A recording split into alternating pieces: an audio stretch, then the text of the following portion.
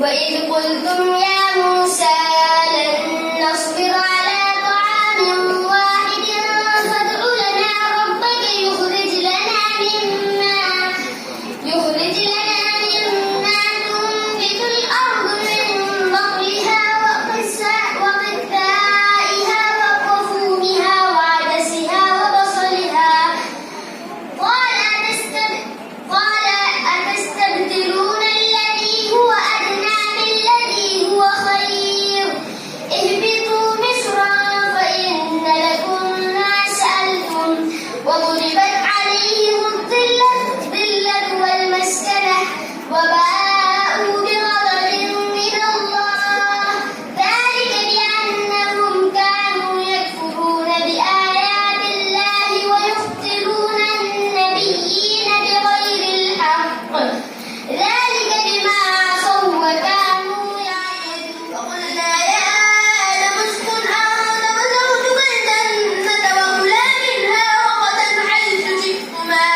ولا تقربا هذه الشجرة فتكونا من الظالمين فأزلهما الشيطان عنها فأخرجهما مما كانا فيه آمن الرسول بما أنزل إليه من ربه والمؤمنون كل آمن بالله وملائكته وكتبه ورسله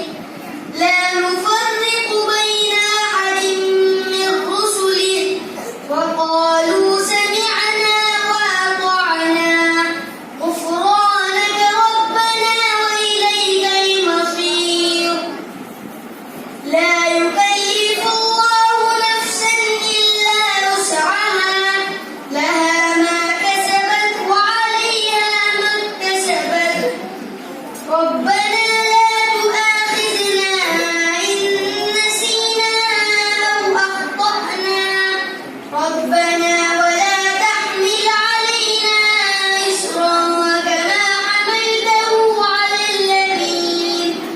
على الذين من قبلنا ربنا ولا تحملنا ما لا طاقة لنا به واعف عنا واغفر لنا وارحمنا أنت مولانا فانصرنا على القوم الكافرين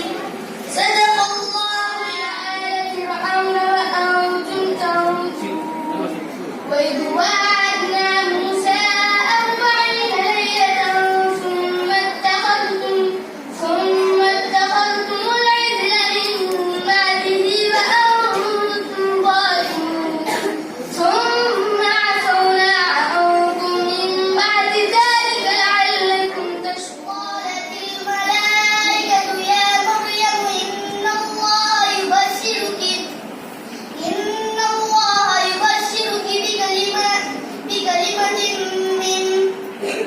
بكلمة منه اسمه المسيح عيسى ابن مريم وجيها في الدنيا والآخرة ومن المقربين ويكلم الناس في المهد وكهلا